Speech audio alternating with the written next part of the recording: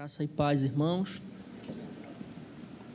Agradecer a Deus pela oportunidade que Ele nos concede de cultuá-lo mais um domingo. Quero aproveitar aqui e expressar minha gratidão a Deus. Hoje, dia 5 de janeiro, completam 3 anos que eu e minha mãe chegamos aqui ao estado do Espírito Santo. Nós viajamos no dia 5, chegamos no mesmo dia 5, graças a Deus, e Deus seja louvado por esse período que nós temos aqui trabalhado para Ele na companhia dos irmãos. Vamos abrir a Bíblia na primeira carta que o apóstolo Pedro escreveu, no capítulo 3. E leremos, eu lerei, os irmãos acompanharão, do verso 8º ao 12.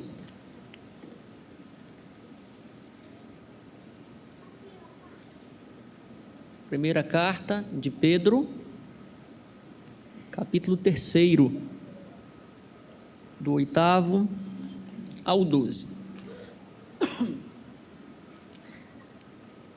Finalmente, sede todos de igual ânimo, compadecidos, fraternalmente amigos, misericordiosos, humildes, não pagando mal por mal ou injúria por injúria, antes, pelo contrário, bendizendo, pois para isto mesmo fostes chamados, a fim de receberdes bênção por herança. Pois, quem quer amar a vida e ver dias felizes, refreie a língua do mal e evite que os seus lábios falem dolosamente.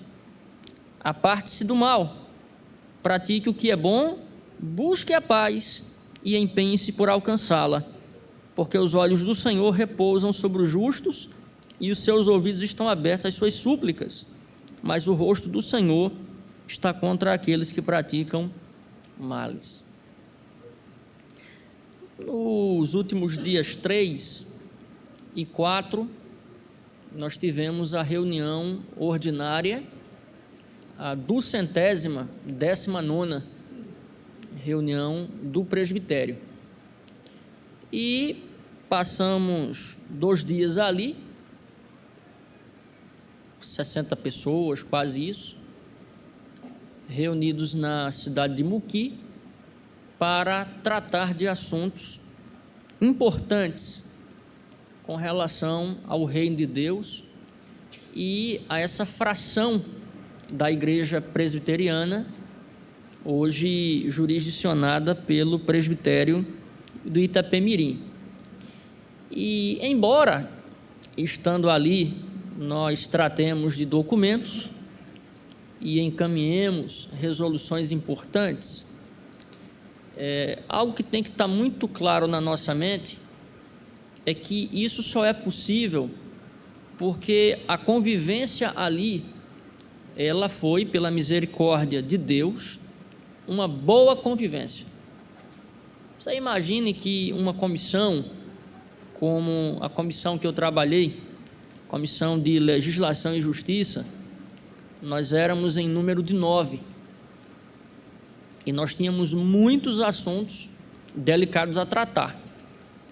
Se o relacionamento dentro da comissão ele não é bom, isso vai afetar significativamente as resoluções que serão tomadas ou as resoluções que foram tomadas. Então, a questão do relacionamento, ela é central na nossa caminhada.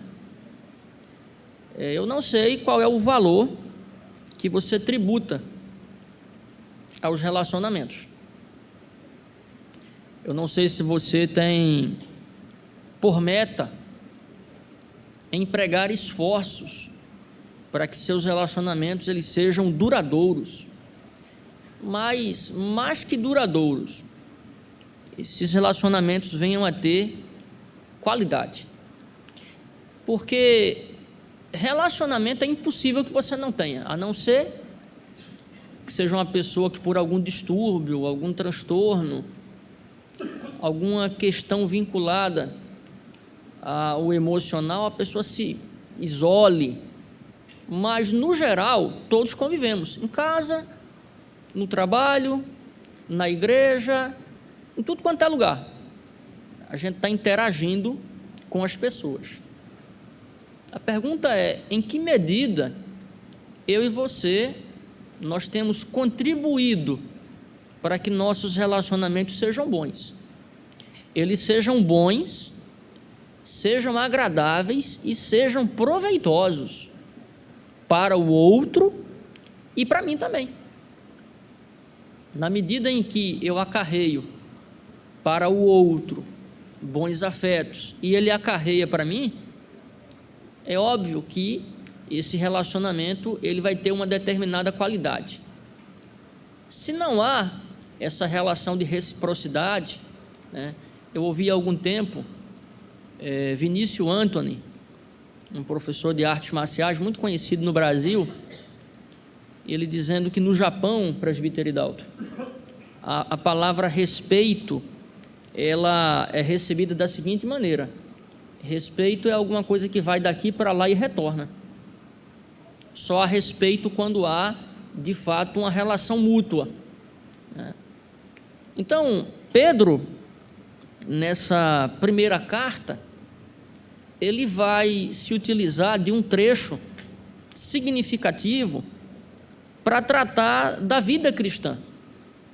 Ele vai, por exemplo, começar aqui já no capítulo 2, falando sobre os deveres para com os não crentes e para com as autoridades. Imaginem que nós não convivemos apenas com pessoas cristãs, nós convivemos com pessoas que não professam a mesma fé. E como é que nós nos relacionamos com essas pessoas? Os deveres dos que prestam serviços ao outrem, ou seja, aí já é no ambiente de trabalho. Como é que você se relaciona com o seu superior, com aquela pessoa que tem autoridade sobre você? Os deveres dos casados, você vai ver que ele gasta 7 versículos para tratar dessa questão. 6 ele se dirige às mulheres, e no último versículo, que é o versículo 7, ele se dirige aos homens. Mas quando ele chega aqui, no versículo 8, parece-me que ele se dirige àquela igreja e ele fala sobre alguns predicados, sobre alguns elementos que podem contribuir para um bom relacionamento, caso estes sejam obedecidos e postos em prática. E, ao mesmo tempo, ele vai também mostrar que a ausência desses elementos vai atrapalhar a boa convivência, os bons relacionamentos. Essa é uma carta que foi escrita num período muito doloroso da história da igreja. Ano 63, ano 64, é bem provável que ela tenha sido escrita nesse período.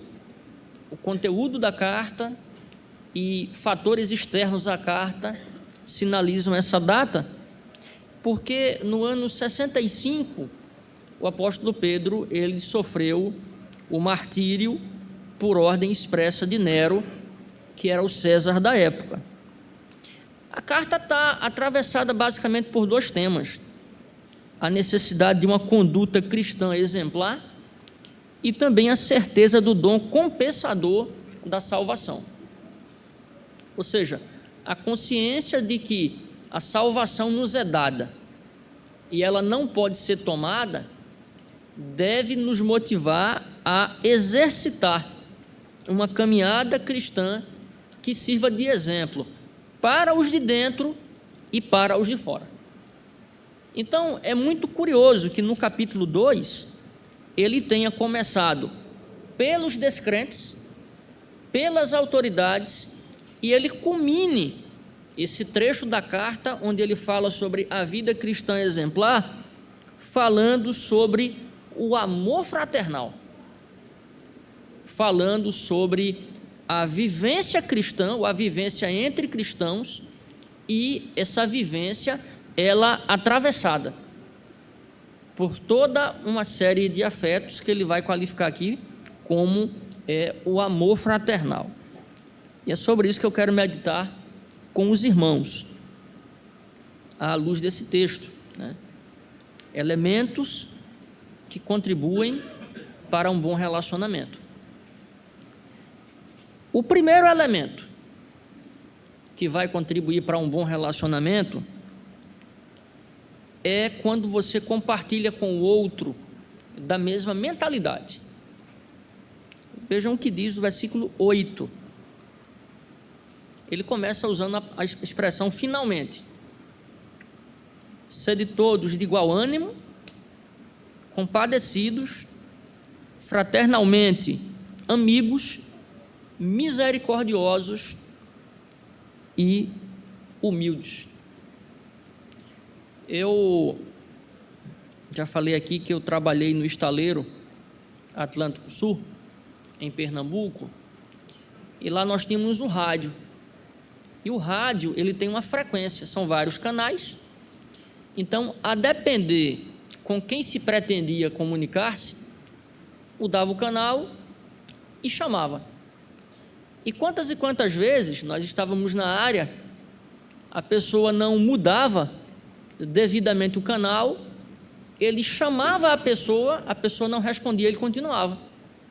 Até que alguém dizia: olha, você está em tal canal, e fulano, você vai ter que mudar para o canal X.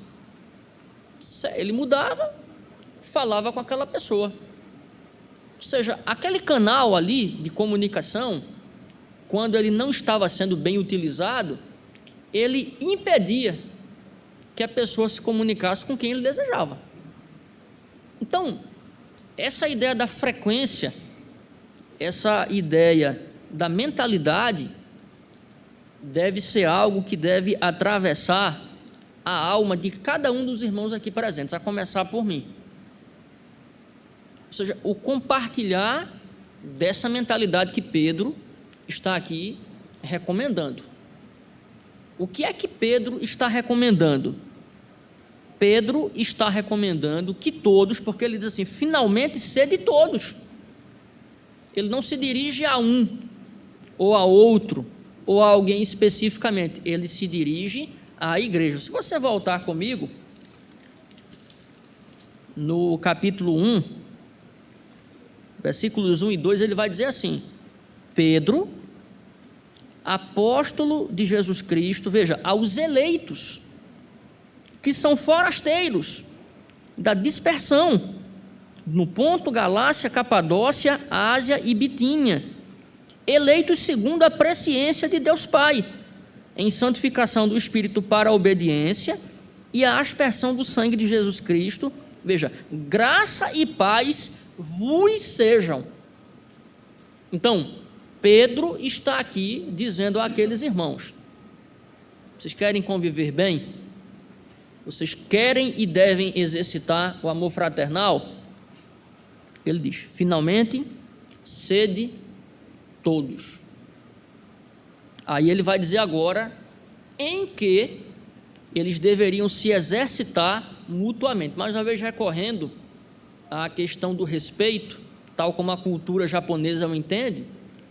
Esses afetos aqui, eles devem se comportar na nossa vida como uma espécie de bolinha de ping-pong. Eu jogo para você, você joga para mim.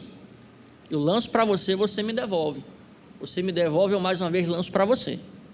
Então ele vai dizer, de igual ânimo. E eu gosto muito dessa expressão que ele usa aqui, compadecidos. Compadecidos. A compaixão. Porque a compaixão, ela tem a ver com o olhar que você tem em relação ao seu semelhante. Imaginem, por exemplo, na guerra. Uma pessoa está em pleno combate, alguém lança uma granada e ele tem uma perna decepada. Então, quando um soldado, ele olha para aquela cena e ele corre em direção ao campo de batalha para resgatar aquela pessoa, o nome disso é compaixão. E é uma virtude que, ao contrário do que dizem, se colocar no lugar do outro, não. É exatamente olhar para o outro e perceber no outro a sua fragilidade. Perceber no outro a necessidade de que você possa ir em sua direção e estender-lhe a mão. Todos aqui conhecem a parábola do bom samaritano. Duas lideranças anteriores passam ao largo e o samaritano vai lá, ajuda aquele homem judeu, o hospeda e dispensa sobre ele aqueles cuidados preliminares. Algo que isso nos permite já apreender é que, embora nós sejamos diferentes, e nós somos diferentes, inclusive na forma como nós vamos aplicar isso aqui.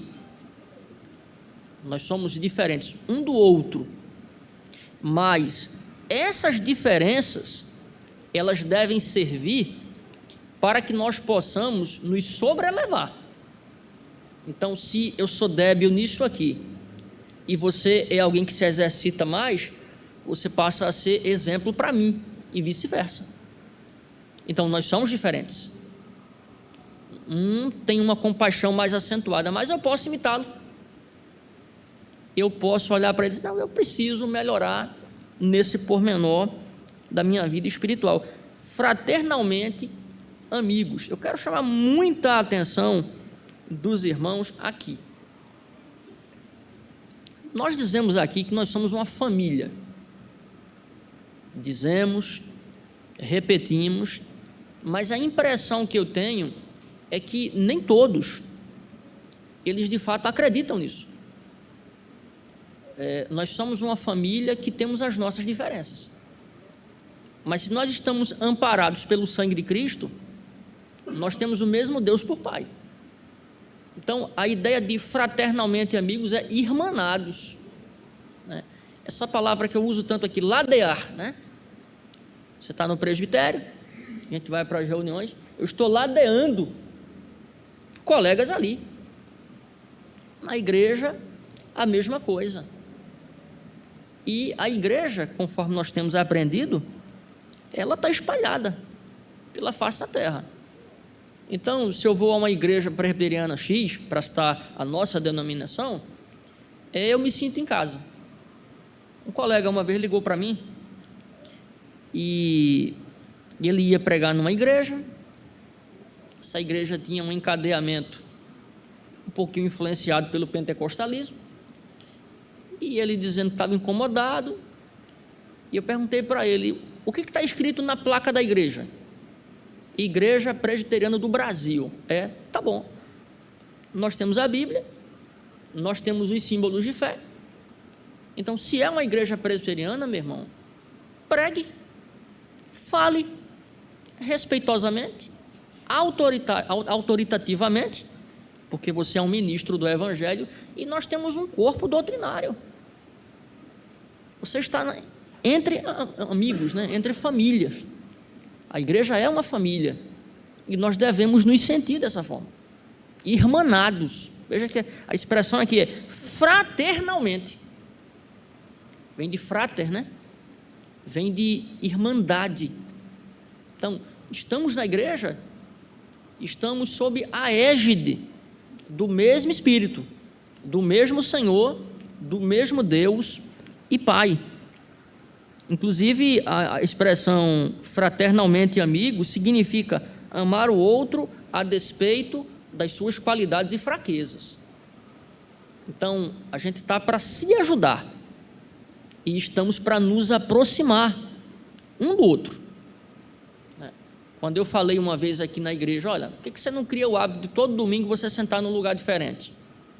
né? Você senta aqui, você senta ali, você senta aqui, você senta ali. Isso é para criar envolvimento. Isso é para quebrar certos entraves, certas barreiras.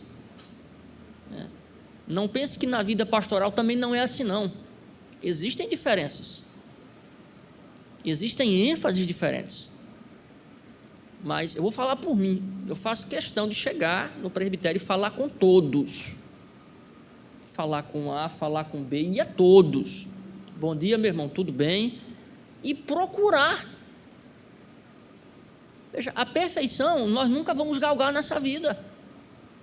Mas nós podemos nos melhorar. Quando eu digo que nós podemos nos melhorar, é naquilo que nos compete. Porque Deus é aquele que opera em nós. O seu querer, o seu realizar, e Deus tem operado, e Deus quer que nós melhoremos. Mas eu quero convidar você, eu quero desafiar você a quando você entrar por aquela porta, você falar para a sua alma: essa aqui é a minha segunda casa. Eu tenho uma família humana, composta de marido, mulher, irmãos, filhos, primos e por aí vai. Mas aqui eu tenho uma segunda casa e eu tenho uma segunda família. E nós podemos nos falar livremente, abertamente. Podemos nos falar de maneira extremamente transparente. Porque se não for assim, irmãos, nós não seremos de fato irmãos. Nós não seremos de fato uma família, e os nossos relacionamentos, eles vão escorrer água abaixo. E isso é muito triste. Misericordiosos. Eu poderia dar aqui 1 milhão de motivos para que nós sejamos misericordiosos, mas eu vou dar um só. Basta lembrar que o nosso Pai Celestial, Ele é misericordioso. Tamanha é a misericórdia de Deus que Ele nos deu o seu Filho amado. Tamanha é a misericórdia de Deus que Ele não nos pregou na cruz, mas Ele pregou a Cristo. Então, se Deus é misericordioso, se Cristo é misericordioso, a misericórdia tem que fazer parte da nossa agenda. Ela deve estar presente em todos os nossos relacionamentos. Uma vez, eu conversei com um pai que tinha 5 filhos. Eram 2 filhas e 3 filhos. E ele falou assim, que tinha um filho que ele não podia bater nele. Ele tratava ele de outra forma. E era o filho que mais dava trabalho a ele. Ele conseguiu descobrir um certo dispositivo através do qual ele disciplinava aquele filho. Mas naquele filho ele não batia, especificamente aquele. Era o mais problemático. E ele disse, eu não bato nele, não é por outra coisa não é porque eu não tenho misericórdia dos outros não. É porque de fato esse é o modo que eu encontrei de tratá-lo. Mas de qualquer forma é misericórdia sim. É o exercício da misericórdia dentro da ambiência familiar. Isso é em tudo. A misericórdia é algo fundamental. E ele termina aqui usando a palavra humildade. Eu vou exemplificar aqui para os irmãos, ilustrar. Os irmãos nunca mais vão esquecer. Trate o outro como se o outro tivesse uma patente acima de você. Considerar o outro como superior, isso é humildade. A gente já falou aqui, a humildade envolve o serviço também. Mas, fundamentalmente, quando você trata o outro como seu superior, e isso acontece do outro em relação a você, isso muda tudo. Isso literalmente muda o panorama das coisas. Então, o apóstolo Pedro, ao recomendar toda essa série aqui de ações, ele não tinha outra finalidade senão estimular de fato bons relacionamentos, principalmente naqueles dias. Você está sofrendo perseguição por parte do Estado. Os judeus também não davam sossego aos cristãos. e você dentro da igreja, que eram as igrejas nos lares, né? Não era como nós hoje aqui. Imagina você dentro de uma casa, supostamente adorando a Deus, e essas virtudes aqui ausentes do corpo de ações. Isso não faria bem a ninguém naquele contexto, e não o faz hoje também. Por isso que nós devemos olhar para Cristo. Ninguém melhor do que Cristo, ninguém melhor do que o nosso Senhor para nos ensinar a importância de tudo isso aqui.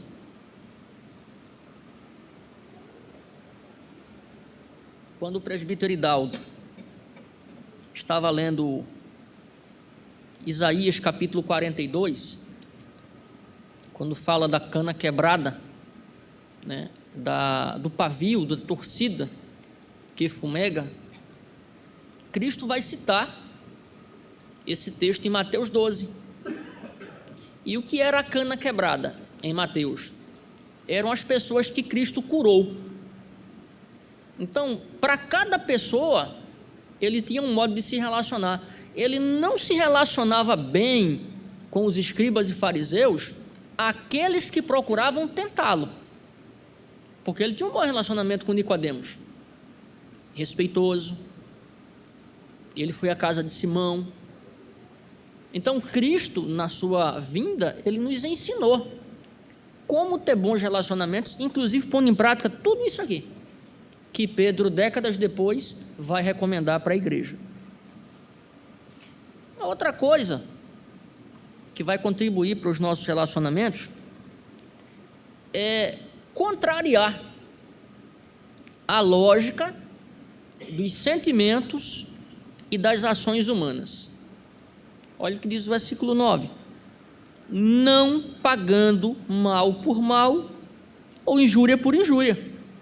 Antes, pelo contrário, bem dizendo, pois para isto mesmo fostes chamados, a fim de receberdes bênção por herança. É da natureza humana pagar o mal com o mal. É da natureza humana retribuir na mesma medida. Se você para pensar que isso é quase que automático. Você já viu, por exemplo, dois irmãos brigando? Dois irmãos, né, se digladiando. Isso é comum, né? Quando eles não batem um no outro, eles se agridem com palavras. Eu já vi irmãos se agredindo. Só que o tempo passa, a pessoa vai crescendo, mas nem todo mundo cresce, né? O tempo passa e a pessoa estaciona. Essa ideia aqui, isso vem com o tempo. Não pagar o mal com o mal. É instintivo. É quase que sintomático. Mas aí não custa nada você dizer para você: não vou pagar o mal, não. Eu faço o mal a Deus, Ele me faz o bem. Eu peco contra Deus, Ele me perdoa. Eu sou um ofensor de Deus e Deus me retribuiu enviando Cristo. Então, Pedro aqui, ele está aqui chamando a nossa mente para a seguinte reflexão: você tem que lutar inclusive contra a sua própria natureza, porque a natureza humana caída, ainda assediada pelo pecado, ela quase que nos empurra mesmo, faça o mal a ele lhe fez o mal. E Pedro diz aqui: pelo contrário, bendiga. Por exemplo, Estevão, quando ele pede perdão, que Deus perdoe aos seus detratores, o nosso Senhor: Pai, eles não sabem o que fazem. Então, a vivência cristã, ela é uma vivência que ela tem que ir na contramão da lógica inerente à sua própria natureza. A gente tem que ir com a ajuda do Espírito Santo mortificando, fechando as arestas, mudando o modo de ver as coisas, o modo de pensar. Eu já disse aqui, perfeição nessa vida é impossível. Mas é possível você, com a ajuda do Espírito Santo, ir mortificando essa natureza, mudando o modo de pensar. Porque se isso não acontecer, imagina, você ouve algo do seu marido e você nem parar para ouvir, você para. Ele mal termina, você retruca. Ou vice-versa. Essa casa vai se tornar um ambiente indesejável. Essa casa vai se tornar um ambiente insuportável. Uma casa onde tem briga o tempo todo, onde as pessoas se fazem mal o tempo todo. Veja, eu estou falando de coisas que elas são familiares a todo mundo aqui. Todo mundo sabe que isso existe. E isso é lamentável. Mas quando dentro de uma casa, para pegar o exemplo do lar, a gente para, pensa, reflete e diz assim, eu não vou fazer o que ele me fez. Eu vou fazer o contrário. Para cada mal que ele me fizer, eu vou fazer um bem a ele. Para cada mal que ele me fizer, eu vou bendizer a vida dele. Você vai estar fazendo a sua parte. Só que a palavra de Pedro é, finalmente, ser de todos. Né? E ele continua. A exortação aqui vale para todos. Né? Plante no seu coração, faça esse pacto com você. Olha, quem me fizer mal a partir de hoje, eu vou fazer o bem. Ele faz a parte dele, eu faço a minha. A mim compete pagar o mal com o bem. A mim compete pagar a injúria com a verdade, porque injúria é quebra do 9º mandamento. A injúria está dentro daqueles pecados que Salomão, no capítulo 6, ele vai qualificar como algo abominável diante de Deus. O que Pedro está dizendo aqui? A matemática do reino, ela tem uma equação diferente. A equação mundana é, faça o mal àqueles que lhe fazem mal. Na equação do reino, não. Faça o bem àquelas pessoas que lhe fazem o mal. Aí vem uma terceira coisa que contribui para os nossos bons relacionamentos. É mantendo um olhar equilibrado e moderado sobre as coisas. Versículo 10 diz assim: pois quem quer amar a vida e ver dias felizes, refreie a língua do mal e evite que os seus lábios falem dolosamente. Olha, se tem um órgão do corpo humano que nós devemos cuidar dele com muito carinho, com muita prudência, com muita cautela, é a língua. Eu vou citar uma estatística que eu li e já vou explicar. Dizem que os homens falam por dia 8.000 palavras. E as mulheres chegam a falar até 20.000 palavras. Mas vejam, independente se os homens falam menos ou mais. Dessas 20.000, a pergunta é: quantas foram usadas de maneira dolosa? Ou seja, com o intuito de fazer o mal ao outro, de prejudicar o outro. Quantas dessas palavras foram desnecessárias? A gente vai responder por cada palavra indevida que nós usamos. Você já disse hoje glória a Deus? Você já disse hoje louvado seja o nome do Senhor? São expressões que denotam o louvor a Deus. Às vezes a gente passa o ano sem lembrar dessas palavras, né? E aqui e acolá uma palavra indevida.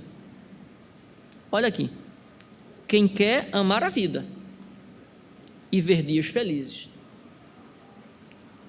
Veja se você vai concordar comigo ou não. Por que as pessoas não raramente se envolvem em tantos problemas? Pelo uso indevido das palavras, pelo uso indevido da língua. Mais uma vez, a quebra do 9º mandamento. Você vê, fulaninho falou de Beltraninho, ou Beltraninho falou algo que me feriu. Acontece a gente dizer uma coisa, a pessoa tomar para si. Claro que acontece. Acontece comigo, eu tomar para mim. Mas aí, a gente tem que colocar na balança. E, compassadamente, a gente cada vez mais fazer um uso adequado da língua. Vejam, existem pessoas que têm a habilidade de transformar aquilo que pensa naquilo que fala. Mas muitas vezes a pessoa pronuncia, verbaliza coisas que não deveria. Machuca, fere, repele, afasta. E essa pessoa não vai amar a vida e também não vai ver dias felizes.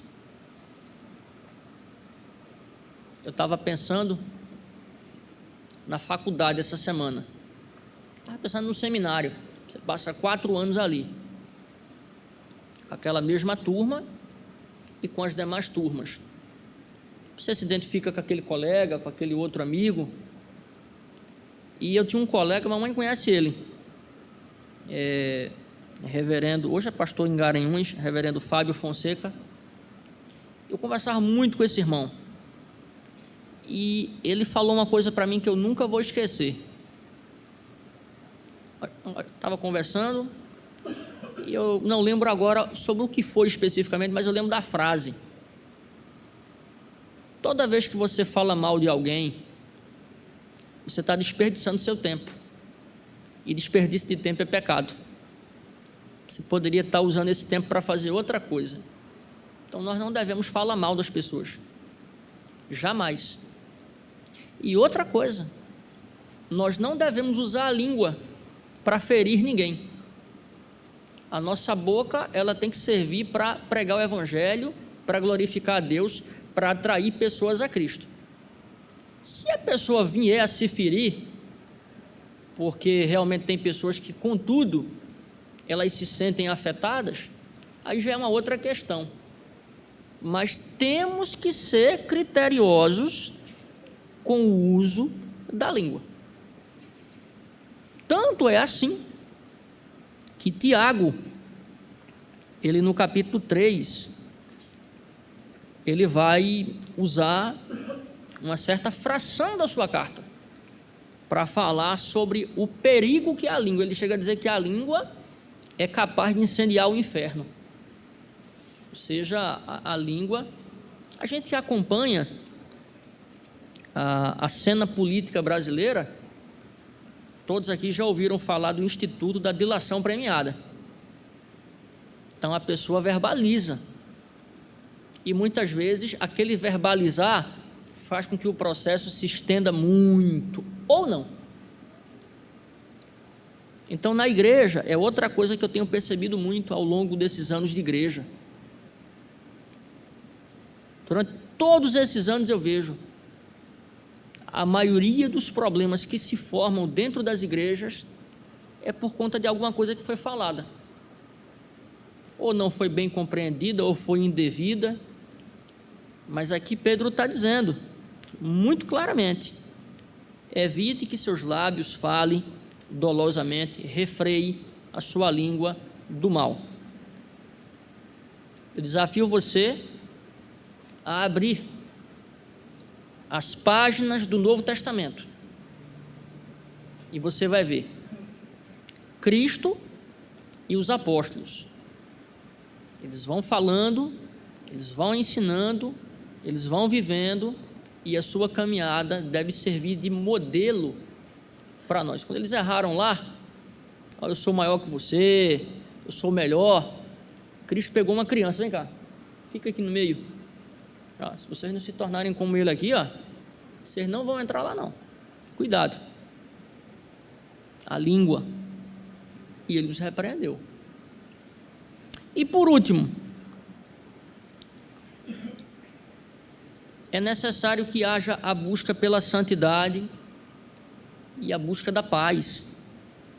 Aparte-se do mal, pratique o que é bom, busque a paz e empenhe-se por alcançá-la, porque os olhos do Senhor repousam sobre os justos e os seus ouvidos estão abertos às suas súplicas, mas o rosto do Senhor está contra aqueles que praticam males.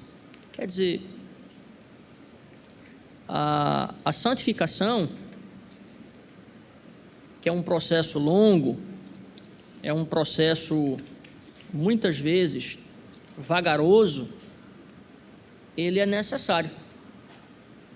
E a paz, ou seja, o ser pacificador, o pacificar as situações, é parte do processo de santificação. Quando Cristo, no capítulo 11 de Mateus, ele convida as pessoas a afluírem a ele, vinde a mim todos que estáis cansados, ele vai dizer assim: aprendei de mim, que sou manso e humilde de coração. Então, a paz que a gente precisa, a pureza que tanto necessitamos, quem pode nos dar é Cristo. Se você na igreja, por exemplo, para falar do ambiente que Pedro está aqui focando, é uma pessoa pacificadora, você vai se tornar um elo importantíssimo dessa corrente, porque você vai estar à frente de muita gente. Não é muita gente que está preocupada em ser pacificador. Não. Infelizmente. Vejam, a gente falou aqui sobre a questão do uso da língua. O pacificador, o que ele faz? Ele ouve e ele tenta trazer aquelas duas pessoas para um acordo, para um consenso. Vamos colocar uma pedra aqui, vamos resolver agora, não tem que estar estendendo.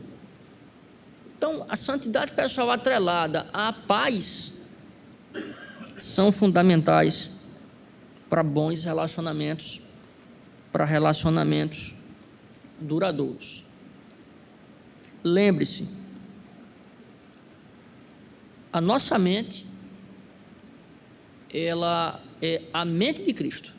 Não é dito na Escritura que a nossa mentalidade, ela deve refletir a mesma mentalidade que Cristo tinha. Então, olhar para Ele, olhar para o seu sacrifício, olhar para os seus valores e aplicar isso nos nossos relacionamentos. Nós não podemos, em hipótese alguma, olhar para o mundo e achar que o mundo vai pautar a nossa conduta. Não, é o contrário. Nós olhamos para Cristo e o mundo deve olhar para nós e ver Cristo. Eles não devem nem ver nós, eles devem ver Cristo em nós. Ou seja, não é a mente deles, é a mente de Cristo. Não é o modelo deles, é o modelo de Cristo. Outra coisa, precisamos manter vigilância cerrada em relação às palavras. Vigilância. Se você acha que você vai falar, aquilo não vai trazer um bom resultado, não fala.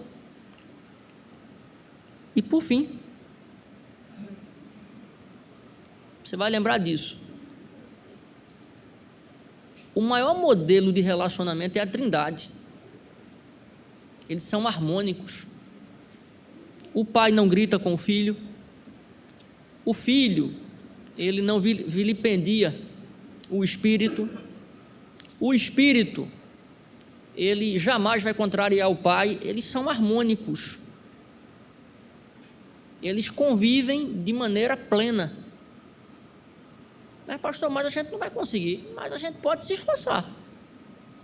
Se você fizer a sua parte, se o marido fizer a parte dele e os filhos fizerem a parte deles, eu tenho certeza que a vida vai ser bem melhor. Tenha certeza. Se o presbítero Leandro chegar aqui e disser assim, ó, o tom ali é dó. Se eu cantar em si bemol, vai dar errado. Não vai dar errado? Vai dar errado. Eu não sei nem qual é a minha voz, acho que, sei lá, deve ser alguma coisa, deve ser tenor, alguma coisa. Como é que eu vou cantar contralto, gente? Como é que eu vou cantar soprano? Não pode. Então, tem o regente, tem um musicista, o regente faz a parte dele, o musicista faz a parte dele, eu faço a minha. Eu dou a minha contribuição. E se eu fizer a minha parte, cada um fizer a sua parte, com certeza, o nosso relacionamento ele vai ser muito bom. Ele vai ser duradouro e ele vai ter qualidade duradoura. Mas eu deixo uma pergunta para você, você responde para si mesmo, o quanto você tem se esforçado ou não para ter bons relacionamentos. Em casa, no trabalho, na universidade, na vizinhança, sobretudo na igreja. Pense sobre isso, reflita sobre isso e responda para si mesmo, seja sincero. Deus está sendo glorificado ou não? Deus está sendo engrandecido ou não? Deus aplica a sua palavra aos nossos corações.